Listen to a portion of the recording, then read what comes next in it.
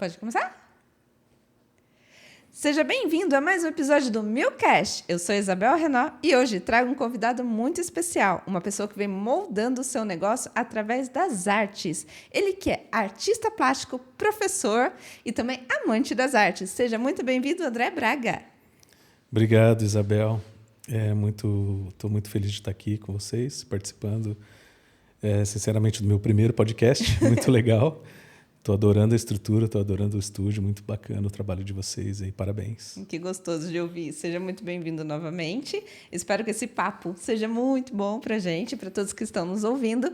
E hoje a gente vai falar um pouquinho desse mundo das artes, gente. Então, ele que veio aqui, né? Lógico, para falar de pinturas, sobre as reflexões da vida e muito mais que envolve negócios também e educação. Então, André, conta para a gente como que é ser artista. Pela respiração já deu para perceber. É bastante difícil ser artista no Brasil, principalmente porque é uma profissão muito cara, o material é muito caro, é uma coisa muito elitizada também. Então, para entrar no universo, exige bastante investimento, dedicação. É bem complicado, mas é uma coisa muito boa assim, para a alma, para a vida, sabe? É uma maneira de você se expressar, colocar suas dores para fora, equilibrar sua alma, sua vida. É muito bom nesse sentido, assim. Então, é se autoconhecer também, não é só Sim, é um através. autoconhecimento também. É muito, muito bom. A arte é muito bom. Seja ela qual for, seja ela visual, que é o que eu trabalho, né? Seja ela música, seja ela dança, seja ela canto. Eu acredito e eu aposto que todo ser humano tem que se dedicar um pouco do seu tempo durante a semana, durante a vida, a fazer arte, já que se gosta, né? E fazer, e para se transformar, para se equilibrar, para viver mais a vida com mais leve, de verdade, assim, sabe? Já que você contou um pouco desse seu lado artista, a gente costuma dizer que artista, normalmente a gente brinca que tem o nome de guerra, né? Então, o seu nome de guerra é André Braga. Isso, André Braga. Apesar de eu ser do meu pai também chamar André Braga, eu sou júnior, né? Eu trabalho o André Braga já faz muitos anos. A minha assinatura começou lá atrás, com 11, 12 anos, quando eu comecei a estudar arte. Começou com André Braga. Aí ela foi fluindo e ela virou só André. Hoje eu assino minhas obras só André.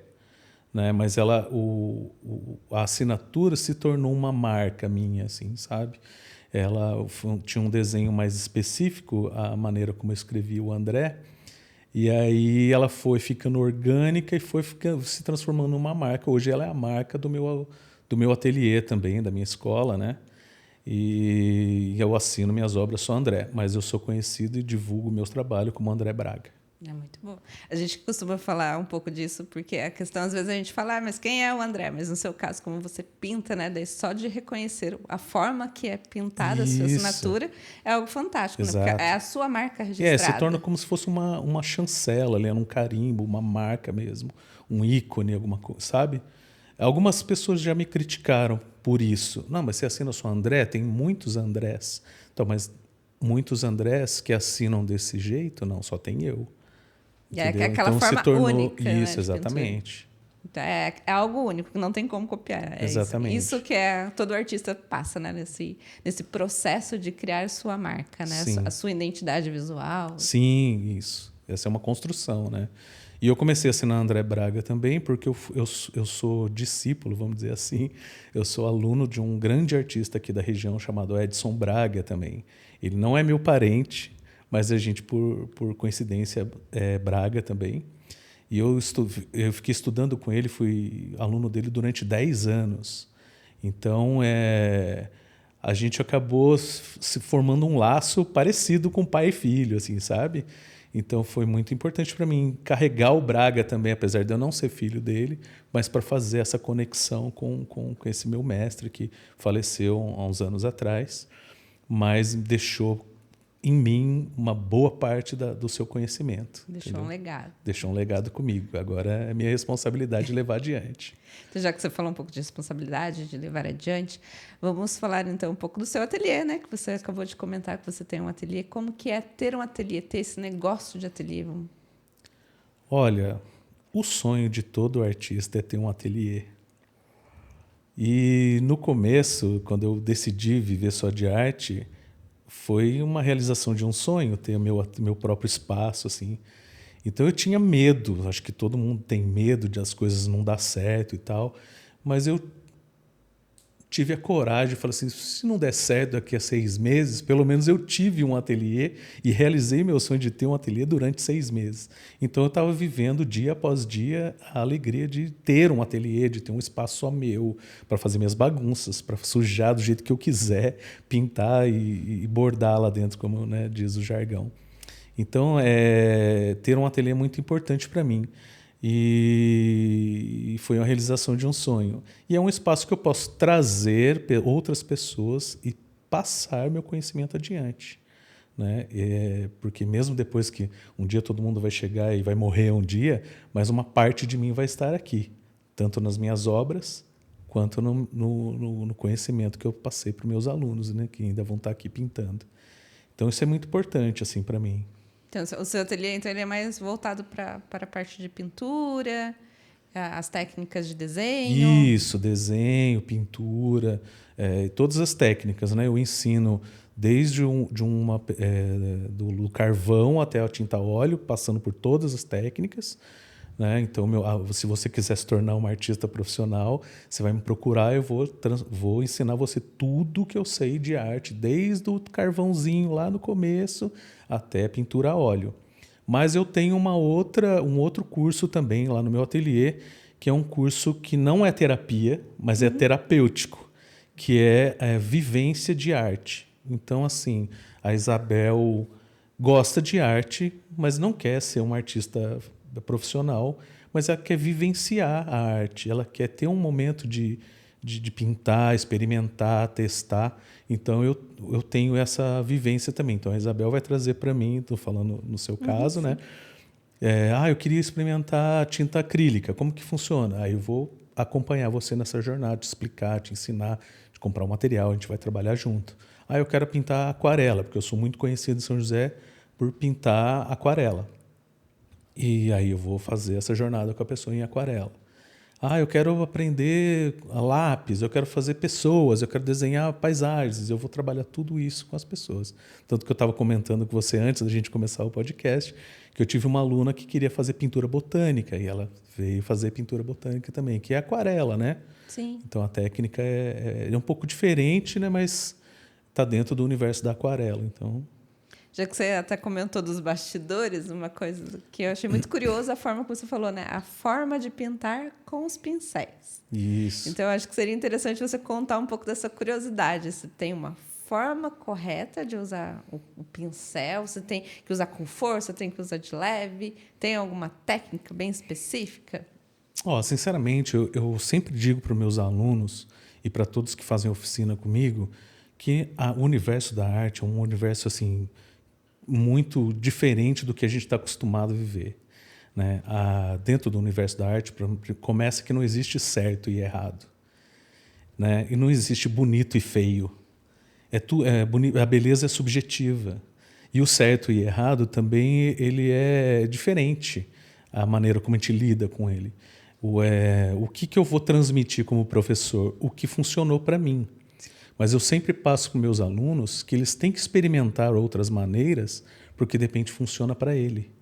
O importante na arte é o resultado. Se você atingiu o resultado que você queria, não importa a maneira que você conseguiu. Mas a gente passa para os alunos a maneira como a gente pincela. Né? Eu estava falando para você nos bastidores que a minha aluna estava pintando só com a pontinha do pincel, daí eu peguei na mão dela. Por isso que eu acho importante o presencial, para a gente demonstrar como é que funciona, pegar na mãozinha do aluno e demonstrar como é que funciona. Para ele entender como que funciona a pincelada, para ele usar toda a tinta que está no pincel, a espátula, seja qual for o material que a gente estiver usando. Né? Mas voltando, não existe certo e errado. O importante é você chegar no resultado que você queria chegar.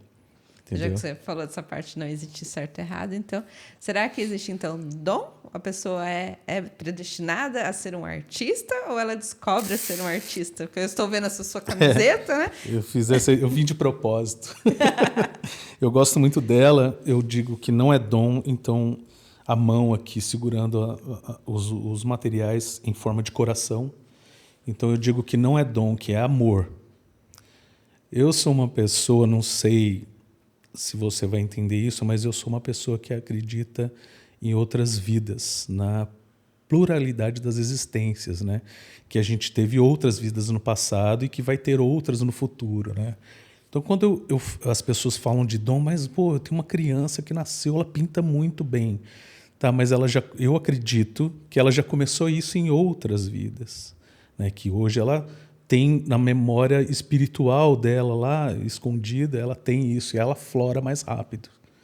Mas eu costumo dizer que não é dom, é constância. Se você ama, né, por isso que tem o coração, e faz com amor, todo dia, toda hora, sempre que você puder, uma hora você chega a ser um bom pintor, um bom artista.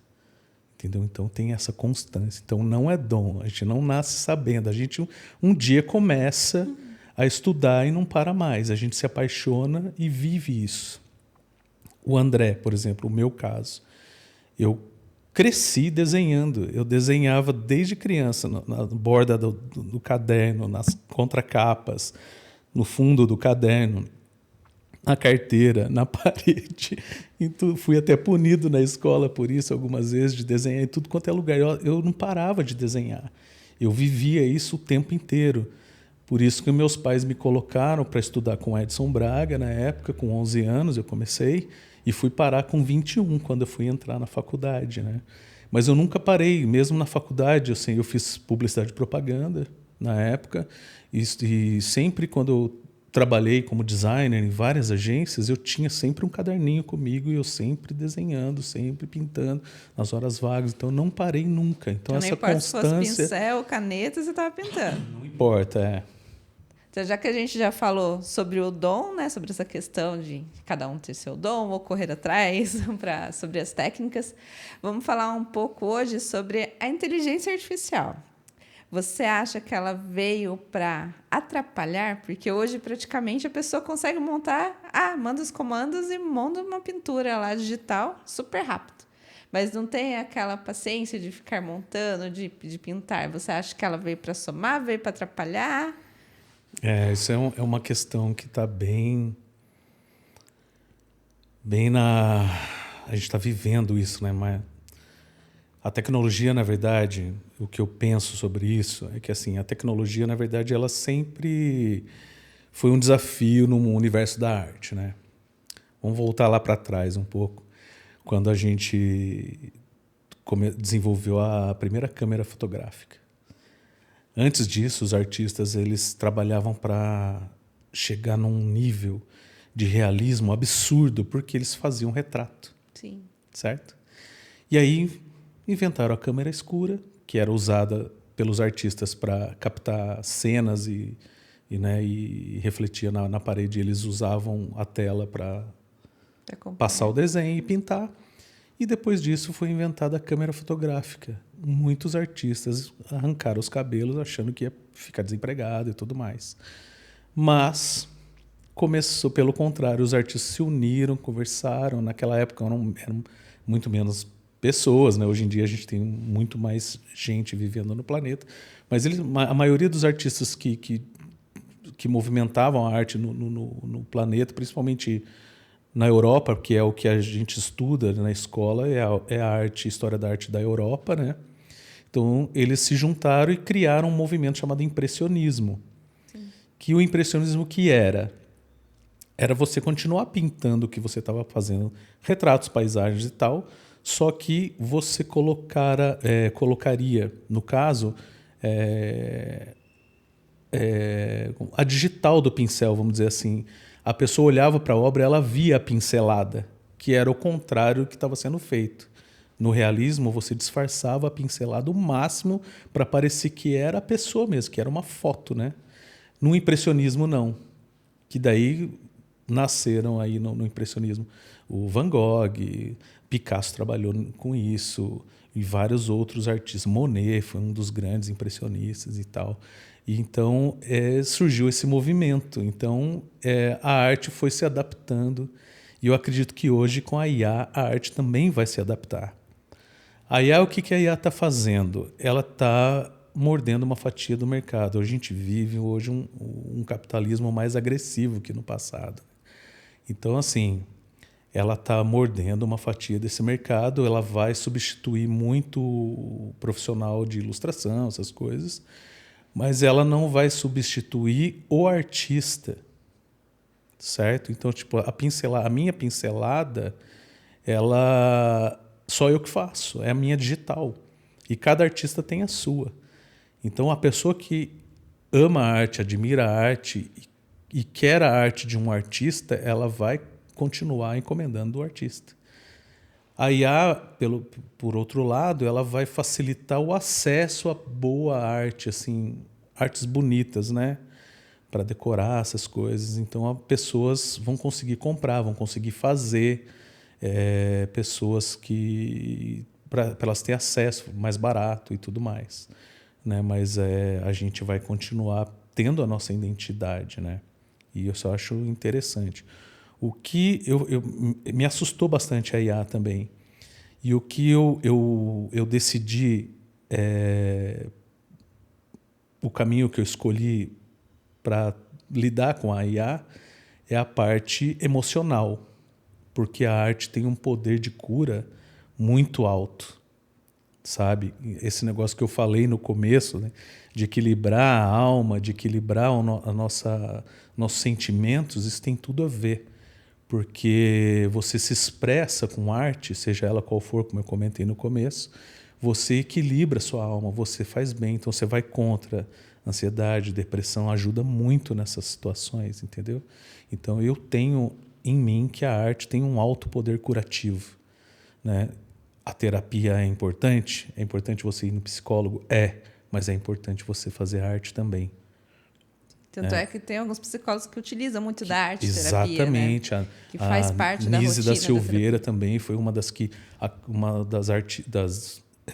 cientistas, né, de psicologia e psiquiatria que acabou com os manicômios através da arte, entendeu? Ela implantou a arte dentro dos manicômios e foi transformando em hospitais psiquiátricos. Foi diferente agora o tratamento com as pessoas. Então a arte é fundamental. Né? E muito psicólogo, muito terapeuta trabalha em paralelo, indica artistas, a pessoa fazer aula de arte para ela ajudar ela também a se equilibrar. Eu tenho algumas experiências com relação a isso. Eu tenho alguns alunos que saíram até de alguns tratamentos psiquiátricos que eu trabalhei com eles algumas coisas e relatos da mãe ligar para mim e falar: o que você fez com meu filho? Ele foi aí de um jeito, ele é outra pessoa. Porque a gente trabalhou essa parte de externar as dores para que ela se equilibrasse, entendeu? Então que isso foi um negócio legal. A IA não vai fazer isso, né? A IA vai, por exemplo, uma pessoa que está escrevendo um livro e ela não tem condições de pagar um ilustrador, ela vai usar a IA para fazer as ilustrações e tal, mas a IA não vai substituir o artista. Já que a gente falou um pouco dessa questão de tecnologia, vamos falar então do imediatismo, né? Porque hoje em dia as pessoas estão mudando, Exato. Elas estão ficando ansiosas. E hoje em dia, para você fazer uma pintura, ele tem todo um processo, né? Você tem que pensar como vai ser talvez a sua obra final. Às vezes rascunha várias vezes antes de chegar até na última ou não. Tem processos e processos. Dependendo do artista. Então, conta pra gente como é que é esse imediatismo, essa ansiedade com as pessoas hoje para a questão da pintura e da questão, tipo, eu quero agora. É muito interessante, porque como eu estava falando, para você se tornar um bom artista é necessário constância, né? Então, você não vai aprender a fazer, ficar um bom artista em 3 meses. Muitas pessoas chegam para mim e falam assim, você acha que se eu fizer 3 meses de aula com você, eu já saio pintando e tal e tudo mais? Sai, né? Mas não vai ser, você não vai ficar bom. O que vai fazer você ficar bom é a constância, né? E eu tenho umas turmas de criança, entre 9 e 10 anos, que elas querem muito resolver isso logo e que esse imediatismo, que é o resultado logo. Mas aí, por exemplo, dos grupos, a gente quer aprender realismo. Aí eu falo, tá bom, vamos dar realismo. Aí eu comecei a ensinar realismo. É muito difícil o realismo. Então, vamos voltar lá atrás, no começo, vamos aprender como que constrói para depois chegar no realismo? Vamos, agora elas estão caminhando, porque não adianta você... no caso do audiovisual que você trabalha, eu comprei um monte de equipamento bom e eu sou fotógrafo. Não, você tem que ter uma escalada, uma experiência, um olhar, um treino, né? Tudo tem que ter. Estudar como aquele equipamento funciona. Exatamente, estudar como que fizeram, como os outros artistas faziam, quais eram as técnicas que eles usavam, entender para você, né? Então eu voltei com eles para trás e a gente vai caminhar para o realismo que eles querem, mas vai demorar um pouquinho mais do que eles imaginavam. Já que você comentou dessa questão agora, foi uma curiosidade minha, tá? O que eles pedem mais, esses seus alunos hoje? O que eles querem aprender? Então, o que está mais em alta, assim, o realismo que eles dizem ser realismo, são os desenhos de anime, né? De mangá, essas coisas são as coisas que são desenhos mais próximos do reais. Eles não são tão cartunescos como Bob Esponja, essas coisas. Sim. Eles são uma coisa mais próxima de um dorama, né? Dessas novelas de coreanos e tal. Mas esse é o realismo que eles chamam de realismo, né?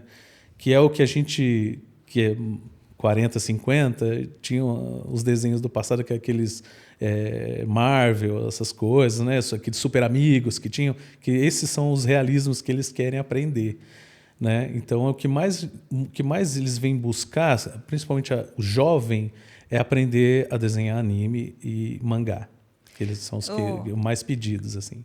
Eu lembrei agora que você falou do anime do mangá, eu lembrei do meu sobrinho. Meu sobrinho, ele gosta bastante de desenhar e uma das técnicas que eu acho fantástico, né? É a simetria, né? Que ele vai lá, ele desenha a parte que vai ser simétrica do rostinho, faz lá os risquinhos. Então, é a primeira vez que eu vi, nossa, tem... Não, tia, aqui é a posição que vai ficar o olho, aqui que é a posição que vai ficar a boca. Então, é uma simetria que eles têm essa preocupação também no anime, né? Eu acho incrível isso, as crianças pensarem nisso. Sim. A construção do desenho, a gente tem nas técnicas, tem esse mapa que a gente faz usando figuras geométricas. A base do desenho é a geometria. É difícil ensinar crianças abaixo de 11 anos, 12 anos, porque ela não tem geometria na escola ainda. Uhum. Então, a gente usa as formas geométricas, né? Porque a base do desenho, da construção de qualquer obra são as formas geométricas, é a geometria. É ângulo, é raio, é esfera, é cubo, sabe? Então, tudo a gente usa para eu construir o seu rosto, por exemplo. Eu olho para ele, eu vejo as linhas, a esfera, as elipses, eu vejo tudo para poder construir, entendeu? Então, tem toda essa estrutura de construção, tá? Existe uma estrutura de construção básica para você fazer algo sem a gente chama de desenho de observação, que é quando eu observo você e reproduzo. Então, se eu quero fazer uma pessoa sem estar observando alguém, existe um padrãozinho que a gente ensina de construção com geometria, divide o rosto no meio, a altura do olho, onde fica, mas é mais ou menos, porque o ser humano também é diferente, né? Cada pessoa é de um jeito, então o outro tem um olho maior que o outro tem a boca mais larga, outra boca mais fina, o nariz maior. Então, é característica única, são características únicas que fogem desse padrão, né? Mas a gente tem um padrão para se estudar, né? E isso é interessante, porque eu vejo crianças também que já aprenderam isso daí e estão usando. Isso daí é um caminho, é uma coisa legal de se aprender. É uma coisa assim, maravilhosa, porque as pessoas falam, quem não conhece, fala, mas o que está fazendo? Mas quando é o processo, depois que ele apaga as linhas e mostra o final, é uma coisa magnífica, né? É algo único que a criança olha e fala, olha, é aqui é você, tia, é aqui o meu primo, é aqui meu tio. Então, eu acho isso muito fantástico, do olhar da criança, eu acho isso muito incrível. Por isso que eu perguntei, o que é que eles pedem mais? Porque eu fui pegando nesse hype do meu sobrinho. Sim. Lá no meu Instagram, se você der uma olhada, eu posto muito também o processo da construção. Então, você olha no começo e fala, ai meu Deus, isso não vai dar certo. Mas no fim dá certo, assim, porque existe um processo, né, de construção das coisas. Já que você falou do seu Instagram, a gente está aqui com uma pintura sua do pássaro. Uhum. A gente percebeu que você gosta muito de pássaros. Vamos contar um pouquinho sobre essa história dos pássaros? Nossa, essa história do pássaro até me arrepia, é muito emocionante. O que acontece? Os pássaros entraram na minha vida de uma forma muito interessante. Anos atrás, eu fui convidado a participar de uma feira no parque da cidade aqui, o Vicentino Aranha. E aí, na verdade, assim, abriu um edital. Aí minha esposa me inscreveu nesse edital. Aí eu nem não acreditava que o meu trabalho era tão bom assim para eu passar por uma curadoria num edital. E aí eu mandei alguns trabalhos e eu passei. Daí eu falei, meu Deus, e agora me chamaram para fazer parte da feira. Eu falei, o que eu vou levar? Aí eu juntei um monte de desenhos que eu tinha e levei para a feira. E no meio desses desenhos tinham pássaros. E nessa época eu estava bem no começo de abandonar toda a minha vida de publicitário e viver da arte, né? E aí eu estava meio apertado de dinheiro, essas coisas, e eu fui na feira para ver como que seria a aceitação com relação aos meus trabalhos. E vendeu todos os passarinhos. Nossa. Aí, como eu sou cristão, tem aquela passagem da Bíblia que diz, olhai os pássaros do céu. Eles não tecem e não fiam, mas nunca lhe falta o alimento. Aí eu tive aquilo como um mantra na minha vida. Falei, nossa, os pássaros vão salvar minha vida. E aí eu comecei a pintar pássaros. As pessoas, no dia que eu expus aquelas obras, que pássaro é esse? Eu não sabia, porque eu peguei aleatório de referência na internet. Mas daí eu comecei a pintar os pássaros que eram avistados no Vicentino Aranha. Eu conheci o Wagner, que é um observador de pássaros, que ele faz um trabalho todo domingo lá também com observação de pássaros. Ele me passou a lista dos pássaros que tinham lá, comecei a pesquisar e comecei a pintar. E aí, a cada pássaro que eu pintava, eu me apaixonava ainda mais, porque eles são lindos, cara. A quantidade, por exemplo, de saíras, as saíras são os pássaros mais coloridos. A quantidade de saíra colorida e linda que tem, você vai se apaixonando a cada espécie. Né? O Tia Sangue, que está aqui no nosso estúdio aqui, ele é um pássaro que é avistado na Mantiqueira, na Serra do Mar. E junto com ele tem saíra azul, tem pássaro azul, tem colorido, tem a saíra de 7 cores, ela tem 7 cores, a coisa mais linda. A saíra amarela, que é a minha preferida, ela tem uma asa tão azul que parece metálica, assim. E aí você vai se apaixonando, e você vai pesquisando. Na internet tem um site que é o Wikipedia das aves, chama Wikiaves. Você coloca lá, são um monte de birdwatchers e pessoas que são amantes de pássaros, vão colocando as imagens lá para as pessoas conhecerem. E aí virou uma enciclopédia. Então tem dados sobre os pássaros, é muito legal. E aí você coloca para a região do Vale do Paraíba, a região de São José, eu coloco um raio de 50 quilômetros da onde eu estou, em São José, e ele põe a lista de todos os pássaros que são avistados aqui na região. Fez um mapeamento. Eu vou ficar o resto da minha vida pintando pássaro, eu não vou dar conta. É muita espécie, é muita. Tucano, Thier mesmo, meu ateliê antigamente chamava Thier Atelier. E eu falei, vou pintar o Thier sangue, né? Aí eu fui pesquisar, tem 8 espécies de Thier. Caramba. Aí eu pintei todos os Thiers. Fez a coleção. Então, assim vai, né? Porque é um mais lindo que o outro. Cada pássaro que se surpreende cada vez mais. E o Brasil tem uma quantidade absurda de espécies. É muito mais do que nos outros países, assim. É um país muito rico aqui de espécies de pássaros, de animais, de plantas. É muito rico esse lugar. Esse lugar é muito mágico. A gente tem que amar mais o Brasil. Os pássaros são coisas fantásticas. Igual você falou das cores, né? Acho que talvez isso também é o que te cativou bastante, porque cada um tem as suas cores únicas, igual a pintura. Cada pintura Exato. tem as suas cores únicas a serem utilizadas. Então, é algo muito bonito de se ver, né? A natureza em si é fascinante. Então, sim, é fascinante demais. Maravilhoso. E eu queria fazer uma pergunta para você. Tem alguma reflexão que você queria deixar para quem está nos assistindo?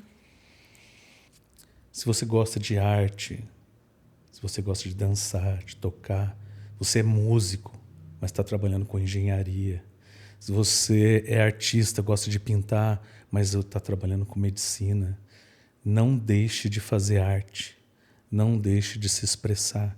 Reserve uma parte do teu tempo na semana para você estudar arte, estudar música, dança, seja o que for. Expresse-se. Esse é o caminho da cura, esse é o caminho da cura, se expressar. Então, vai se expressar, vai fazer arte, entendeu? E não deixe isso apagar dentro de você, porque vai ser muito importante para você. Bacana. E já que você falou um pouco dessa questão da arte, de fazer arte, você que tem um ateliê, você pode contar o que você ensina no seu ateliê, para as pessoas que estão em casa quiserem conhecer mais seu ateliê? Lá no meu ateliê eu ensino de tudo relacionado a artes visuais, né? Então, as técnicas eu ensino a desenhar, né? Então, vem carvão, lápis 6B, a gente passa pelo crayon, pelo giz pastel seco, giz pastel oleoso, tinta acrílica, aquarela, tinta óleo. A gente nessa parte visual, né? Eu não mexo com escultura. Eu gostaria eu já fiz muito tempo de escultura também, mas eu não mexo com escultura. É só a parte de pintura e desenho mesmo. Então, vamos dizer, a grosso modo, é o que vai no papel, nas telas. Isso, vai no papel, nas telas, no papelão, seja o que for, assim. Onde a criatividade, igual você falou, que ia até na parede que você rabiscava quando era pequeno. Eu também ensino mural, também faço murais. Eu gosto de pintar na parede. Lá, entrando no meu ateliê já tem um mural que eu pintei na porta, que são 3 pássaros, lógico. Você falou de questão de mural, eu lembrei de uma história, que é minha pessoal, do meu marido, que é meu sócio. Antes da gente, assim, numa época, deu uma louca na gente, a gente tinha uma casa que a gente morava que tinha um corredor. Daí a gente passava nesse corredor, era só branco. Uhum. Daí um dia, era carnaval, daí a gente pegou, olhou, daí falou, vamos pintar isso aqui. Daí a gente fez três pinturas na parede. E daí a gente escolheu na internet e fez toda a questão de... Eu não lembro a técnica, o nome que se fala, correto? Mas a gente fez todo um quadriculado com as linhas. Sei. Replicou o desenho. A técnica é quadriculado mesmo. É quadriculado. A gente usa para quadricular para ampliar as coisas. É, né? Como se fosse por pixel, né? Isso, pixel por pixel. Daí que eu não sei se tem um nome técnico para ele. E a gente pintou os 3. E cada um a gente pintou com uma cor diferente. Daí as pessoas vinham em casa e falavam, nossa, que bonito, é adesivo. Daí quando eu olhava assim, eu falava, nossa, vocês que pintaram? Porque era uma parede que, como que eu vou dizer? Ela não tinha um acabamento liso. Sei. Então ela era meio rugosa mesmo, porque era corredor. Uhum. Daí todo mundo olhava, daí eu falei, sempre tinha aquela preferida. E daí a gente tinha uma que a gente olhava assim, nossa, essa aqui tá apagando já essa cor que não ficou boa. E a gente sempre ia, nossa, era uma borboleta preta que tinha assim, que, nossa, ela ficou gigantesca. Então, essa questão de mural, que você falou que você fez no seu, assim, acaba você ter uma conexão com o ambiente, né? Uhum. Que você cria essas memórias afetivas. Daí eu aposto que no seu ateliê você tem umas memórias afetivas maravilhosas do dia que você pintou esse mural. Tenho. Tem alguma história assim, curiosa de alguma que você já fez? Então, tem algumas. Eu comecei a pintar a parede quando eu era adolescente. Eu comecei a pintar o meu quarto, né? Comecei a fazer tudo. Meus pais brigavam comigo. Não acredito que você fez isso. Mas uma curiosidade é que depois que eu saí de casa, meu pai escolheu um dos desenhos que estava na parede e não deixava os pintores de parede apagar. Então ele pintou meu quarto algumas vezes, que eu já não morava mais lá, mas ele manteve uma das pinturas que pedia para o pintor contornar e não apagar. Manteve por anos, para guardar essa lembrança minha, assim, de que um dia eu iria voltar a morar com ele, não sei. Mas é uma memória afetiva que ele guardava de mim. Aí ele percebeu que acho que eu não ia voltar mesmo a morar lá. Ele pintou por cima e tudo mais, mas isso é uma coisa interessante. E eu pintei toda a casa que eu morei, eu pintei um mural, uma parede. Principalmente quando minha filha nasceu, quando ela tinha 3 anos, a gente foi morar num apartamento e eu perguntei que cor que você quer seu quarto. Ela, eu quero amarelo. Eu falei, o que você quer que eu pinte para você na parede? Eu quero um castelo. E eu pintei um castelo todo amarelo. Aí, quando eu separei da mãe dela, vim morar aqui em São José. E aí, ela, no quarto, que é o quarto dela, eu falei, o que você quer que eu pinte a parede? Eu pintei a parede também. E pintei uma parede na sala. Não, eu sempre pinto um mural, assim. E, ultimamente, eu tenho feito uns murais. Eu fiz, um tempo atrás, um mural em Jacareí, num condomínio. Pintei a quadra, pintei o parquinho e pintei a brinquedoteca. Né? Então, e, às vezes um café ou outro, ou uma pessoa me convida para fazer, me chama para fazer um mural também. Eu fiz um mural no café na Vila Ema há um tempo, mas ele há muito tempo atrás ele já foi apagado, né? Já saiu de lá. Mas na casa das pessoas também costumo fazer, principalmente dentro da casa ou numa área gourmet, eu costumo fazer também. As pessoas costumam me chamar para fazer. Eu lembro que acho que foi logo depois da pandemia que começou, né, ter essa, como que eu vou explicar, essa questão das pinturas orgânicas, né, nas residências. Então as pessoas viam na internet e falavam, eu quero uma pintura, só que eu quero, daí até o artista explicar o que é orgânico, porque às vezes a pessoa queria igualzinho, né, até para você fazer. Daí nesse caso que você falou que pinta em outros lugares, as pessoas elas pedem algo específico ou ela deixa livre para você? Normalmente a pessoa vem atrás de mim para pintar pássaros, né? Uhum. Então as pinturas que eu fiz, os murais que eu fiz na casa das pessoas são pássaros. A maioria são pássaros. A maioria são pássaros, E a pandemia foi uma coisa legal, né? Apesar de ter sido trágica, ela foi um momento que todo mundo parou e teve tempo de fazer arte, né? Você comentando aí. A gente foi aprender, né? Eu mesmo aprendi a costurar na pandemia. E eu nunca pintei tanto na pandemia. Eu não sei se eu já disse aqui, mas a arte é um constante aprendizado, né? A gente, quando começa a se dedicar à arte, a gente começa a viver a arte. Então, a gente fica o tempo todo estudando arte e a gente vai morrer estudando arte. Porque sempre a gente está evoluindo, sempre a gente está aprendendo. Os pássaros mesmo, você pega os primeiros pássaros que eu levei na feira para vender, você pega os últimos que eu fiz hoje, cara, é uma evolução absurda. Se colocar o primeiro que eu fiz e o último que eu fiz, há uma evolução absurda. Mesmo eu sendo profissional, mesmo eu trabalhando sendo professor, você evolui. E na pandemia, foi interessante que eu comecei a fazer, porque eu não tinha, fiquei preso em casa, nem o meu material de arte estava em casa, porque tudo ficava no meu ateliê. Porque quando você tem um ateliê, você leva tudo para lá. Sim. Você não faz bagunça mais em casa, você tem um lugar para fazer bagunça. E aí, não tinha nada, eu só tinha meu tablet, e aí eu comecei a aprender, porque eu nunca usei o tablet para desenhar. Eu usava ele para tirar decalque de tatuagem, na época eu tatuava, né? Então eu comecei a desenhar e fazer o mesmo processo que eu fazia no papel, comecei a fazer no tablet. E aí eu comecei a desenhar meus amigos, aí começou a viralizar. Eu fiz mais de 400 retratos na pandemia. E isso fez com que eu evoluísse muito. Então, assim, quando eu falo que para aprender arte é uma constância, quanto mais você fizer, melhor você vai ficar. Isso é a prova disso. Durante um ano eu fiz mais de 400 retratos de pessoas. Então, para dizer, eu desenho uma pessoa com uma facilidade absurda hoje. Porque eu treinei. Todo ano, durante um ano eu fazia 2, 3 por dia. Nossa. Porque eu estava em casa sem ter o que fazer, né? E aí fui trabalhando, então evolui demais. Você falou que você fez bastante no tablet, mas aí você sentia falta do pincel? Sentia falta muito do toque do pincel. Eu fiquei imaginando, eu falei, nossa, e o pincel nessas horas? Porque a caneta no vidro não tem uma sensibilidade, parece que... O cheiro, talvez, o cheiro, tudo, não tem nada. Senti muito, muito.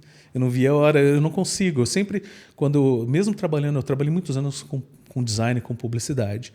Então, muitos designers que eu conheci desenhavam direto no computador. Eu nunca consegui. Para mim, todo o processo criativo é no papel. Lápis, papel. Depois eu escaneava aquilo que eu fazia e digitalizava. Eu tinha em mim de que, fazendo isso, eu deixaria algo humano, algo meu. Mesmo se fosse uma marca de algum lugar, tinha uma essência minha ali, do que desenhar direto no computador.